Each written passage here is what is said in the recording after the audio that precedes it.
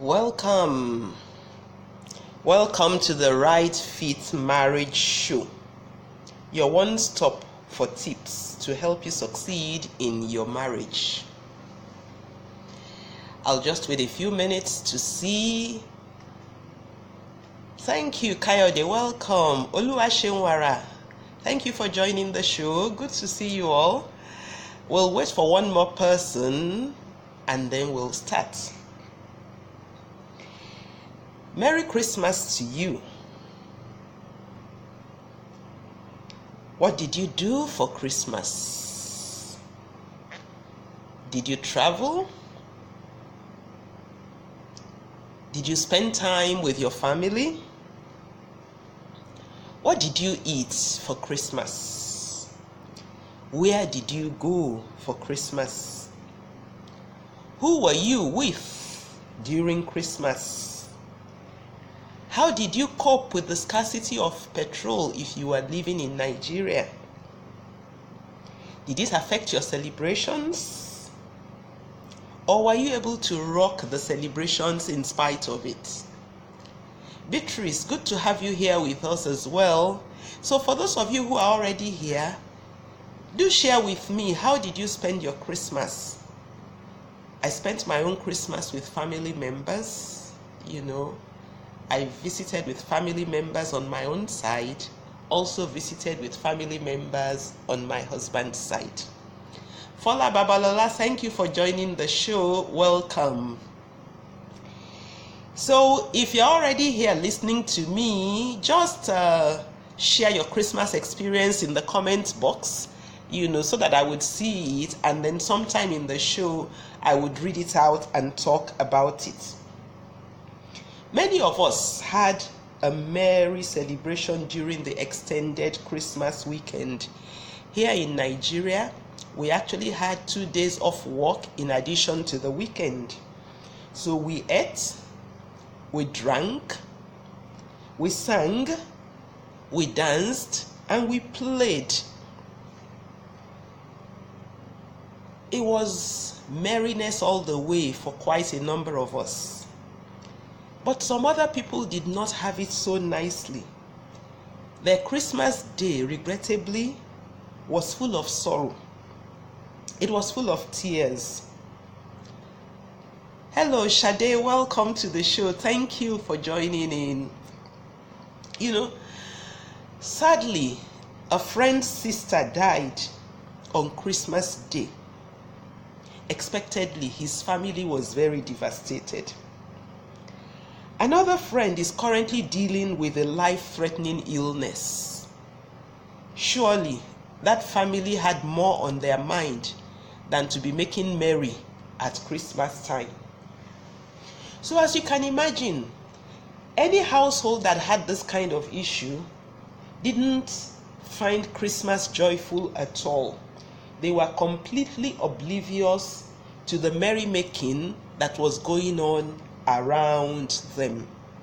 Christmas was not a joyful period for them.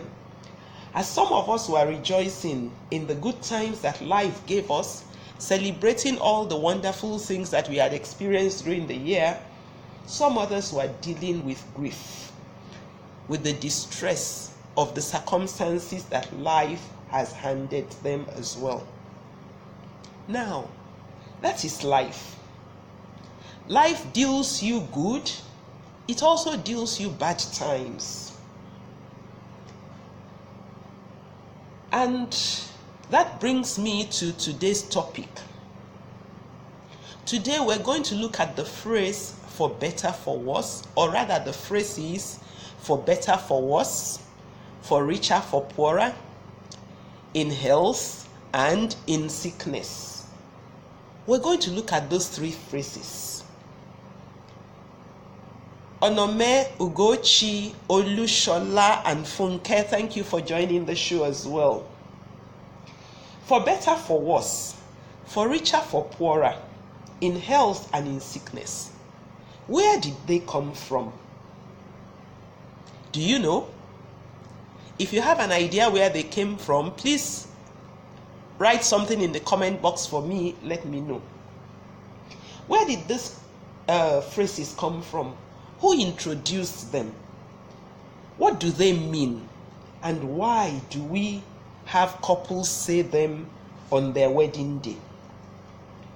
Do share your responses with me if you have any idea of how these phrases came to be the tradition on wedding days. Earlier in the day, I looked up the origin of the phrases. I found out that they have their origin in church history. What it means is that these phrases, as we know them, they were first used by the church. Marriage vows, generally, they are promises that each partner in a couple make to the other during a wedding ceremony.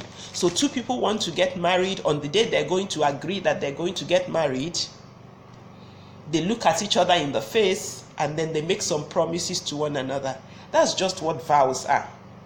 Now, some of these kind of vows, the earliest record that I saw of them was in the medieval church in the 1500s. So it means it's a long time that people have been saying, for better, for worse, for richer, for poorer, in sickness and in health.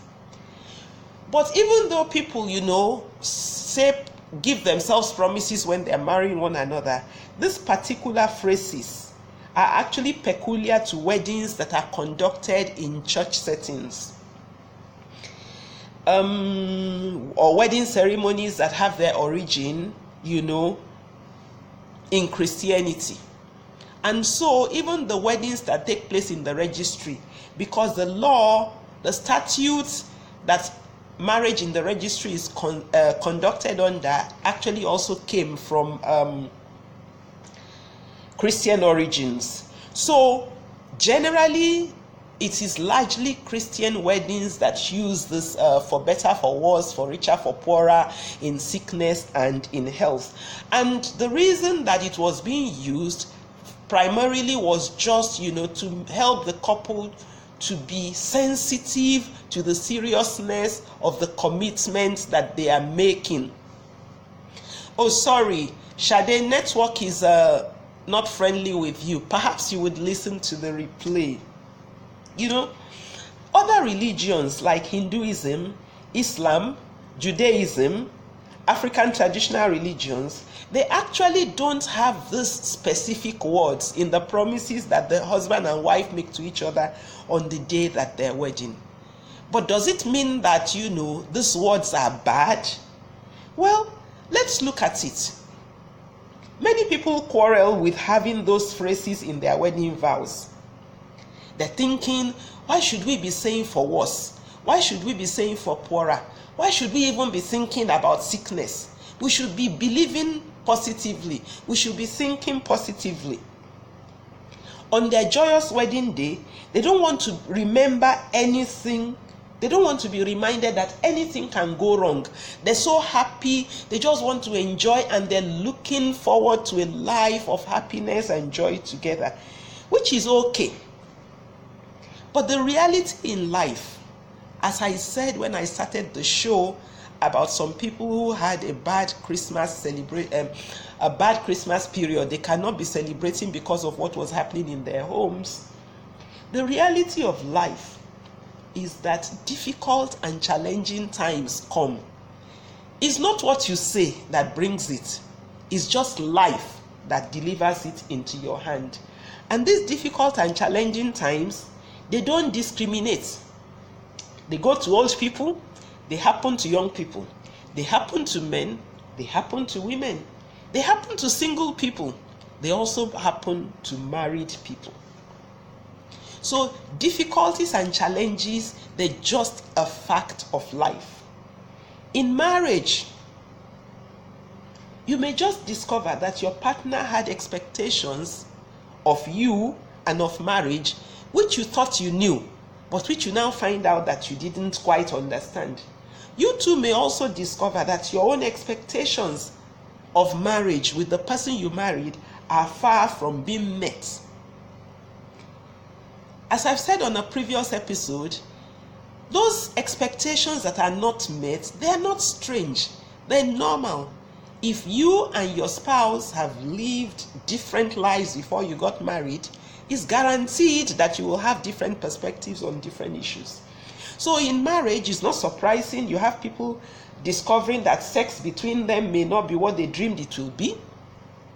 You find out that, they suddenly discover that their life experiences and exposures before they got married did not adequately prepare them for married life. For example, if you came from a home that was dysfunctional, you will bring some of that dysfunction along with you. If you don't know how to manage conflict and resolve it, you will bring it into marriage with you. And so when people get married, part of the difficulties and challenges that life will throw at them is because they themselves were not properly equipped and prepared for marriage. Another thing that brings difficulties and challenges in marriage is that the economy may change, like it has changed in Nigeria recently. And you may just find yourself in financial straits. One of you or two of you may lose your jobs. Your business may not be doing as well as you thought it would do. And so you would not be having enough money to manage your home. You may have difficulty in having children. Sometimes people have delayed childbirth. At other times, they may not even be able to have at all. Some people may even, have children, and the children will have physical or mental disabilities. Nobody prays for that. But all around us, we see it happening every day. Your in-laws may not be as accommodating as you have expected. Those are some of the challenges, difficulties that life may deliver into your laps after you have married. Thank you all for listening to me. Chidimma, I see you.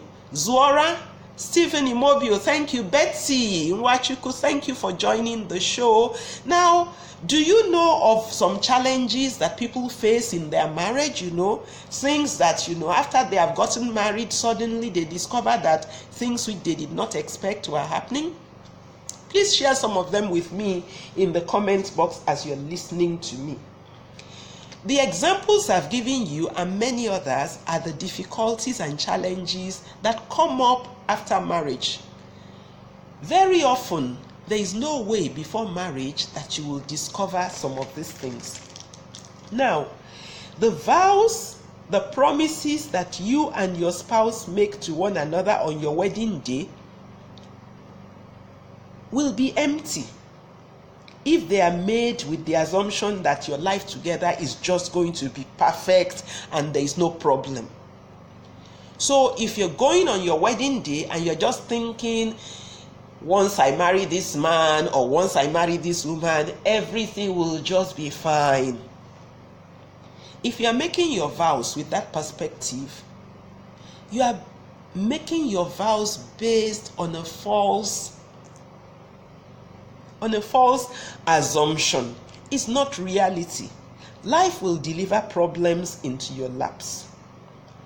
The reason why the phrases for better, for worse, for richer, for poorer, in health and in sickness are actually part of your vows is because those phrases are intended to awaken you, to make you wake up, make you recognize and consider the weightiness and the seriousness of the commitment you are making to the person you are getting married to. Those vows, Damilola, thank you as well for joining the show.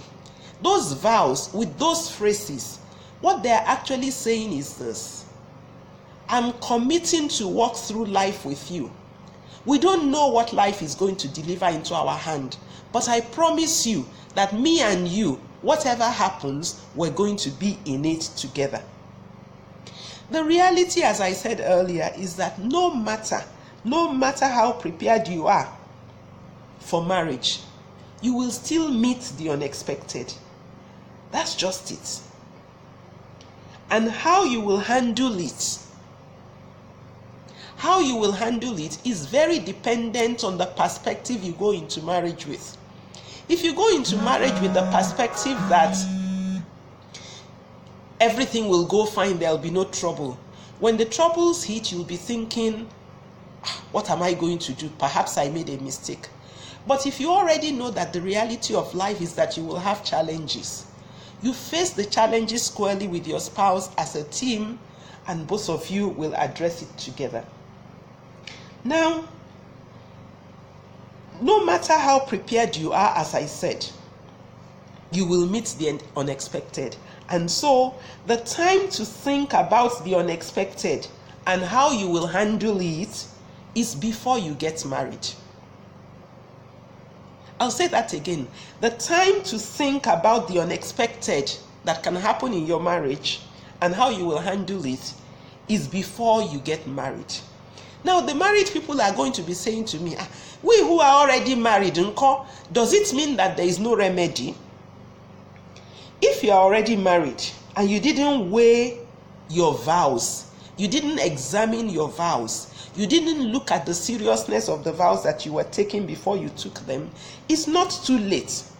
What you need to do is go back and get those vows, study them, review them, remind yourself, understand the commitments that you actually made. They were not just empty words.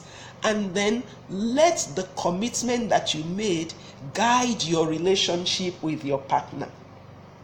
So in conclusion, the phrases for better, for worse, for richer, for poorer, in sickness and in health, they are words that you should be able to say with confidence if your marriage is healthy, or if your relationship going into marriage is healthy.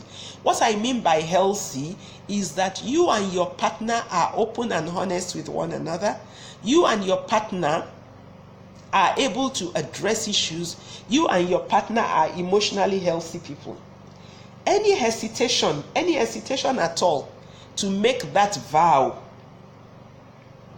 is an indication that you should look deeper. You should ask yourself, why am I unwilling to make that vow for somebody that I probably will live with for 50 years? Why is my partner hesitant about making such a vow? Because if they are hesitant about committing to a life that will accept whatever challenges life handles with you, you want to ask yourself, is this relationship worth going into? That's for the singles. Now, for the people who are already married, if you find that you or your spouse are consistently violating the vows you took in your marriage, the first step is that you should bring out those vows again, and two of you should read it together.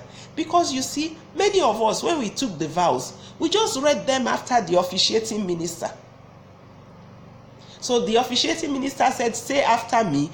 We said it after him, and thereafter we didn't forget.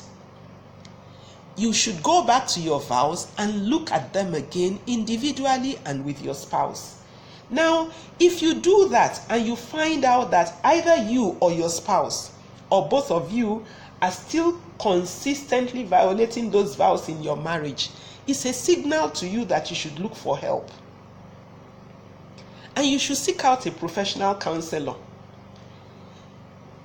Such a counselor has tools that they will apply in the questions they will ask you, in the forms that they will ask you to fill, and they'll be able to very quickly diagnose what may be going wrong in your marriage, so that two of you will begin to attend to those things, and thereby your marriage will be saved from destruction.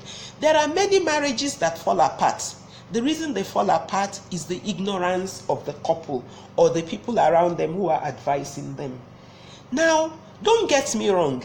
Even when there is abuse, a visit to a professional family life practitioner will help you to know if your marriage is toxic and what you should do about it.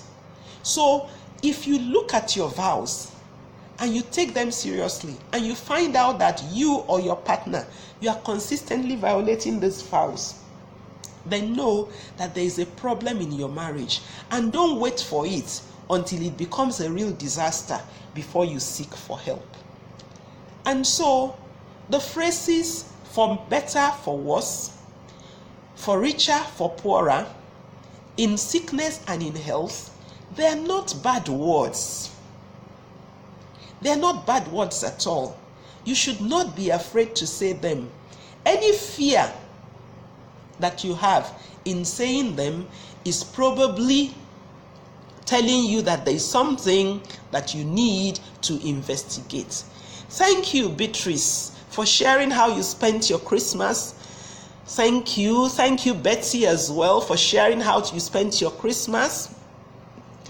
Effiong has told me that he has put down some notes that the time to think about the unexpected that can happen in your marriage and how you will handle it is to be done before you are married. Yes, singles should take note of that. And for those of you who are already married, all hope is not yet lost. Listen to the replay and you will hear the things I said. The unexpected is a constant in marriage. Yes, Effiong. And Chidimma says, awesome points, Mommy Mo. Another challenge is managing transitions. Sometimes transiting from being spouses to becoming parents can lead to neglect of a spouse. Yes, changing and adjusting to new locations when you move or go on transfer is yet another. So really and truly, challenges and difficulties in marriage, they're just normal, they're natural. You should expect them. Thank you all so much for listening today. I see that Bisi Adebayo has just come in. Chidimma, Effiong, Amara Chidi. Gifts, thank you. Oluwatosin, thank you. Effiong, Benga, Laide, wow. Joshua, thank you all for joining the show. Damilola, thank you. Zuora, thank you, my regular. Osezua, thank you. Betty, Beatrice, Funke, Olushola, Adedokun, Ugochi, thank you. Oluwasenwara, Onome, Shade Olalere, Fola Babalola, thank you all for listening. And Kayode Abbas, thank you as well. I'm rounding up the show today now, and here is today's marriage quote. Marriage does not depend on falling in love. It depends on the promises you make to each other in your wedding vows and then spend a lifetime keeping. Marriage does not depend on falling in love. It depends on the promises you make to each other in your wedding vows and then spend a lifetime keeping. The person who said these words is a professor of philosophy and Christian studies in the US. Philip Carey is his name. After doing a lot of work on this matter, in his book that he wrote, this is what he said. Marriage depends on the promises you make to each other in your wedding vows, and then you spend a lifetime keeping. So, for those of you who are not yet married, as you approach your wedding day, make sure that you take your vows, you read them, you study them, you internalize them, so that when you are saying them on your wedding day, they're coming from your heart. They're a real promise to your partner. For those of us who are already married, go on also and get your vows. Read them again. Remind yourself of the words you said on your wedding day, but this time, think about it. Accept them not just as words, but as commitments that you made to your spouse. And so, this is where the Right Fit Marriage Show, your one stop for tips that help you to succeed in marriage, will be stopping today. If you want to really learn more about marriage, issues that come up in marriage, before marriage, the real nitty-gritty, the ones that you don't regularly hear talked about, join us in the Right Fit Marriage Academy community here on Facebook. The link to join is up in the post that accompanies this show. I will round up here. This is the last show for the year. I wish you a prosperous 2018. As you make plans for your work, as you make plans for your business, As you make plans for all the areas of your life, finances, and so on and so forth, remember also, be deliberate about your relationship.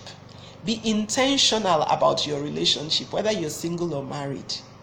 Make plans for what you're going to do in 2018 where your relationship is concerned. I look forward to having you with me again on the show next week, Thursday, same time at 7 p.m. Meanwhile, please share the broadcast with your friends so that other people who are interested in making their marriage better will also learn just like you are doing. Thank you once again, everyone, for joining me in today's show. Have a restful evening. Bye.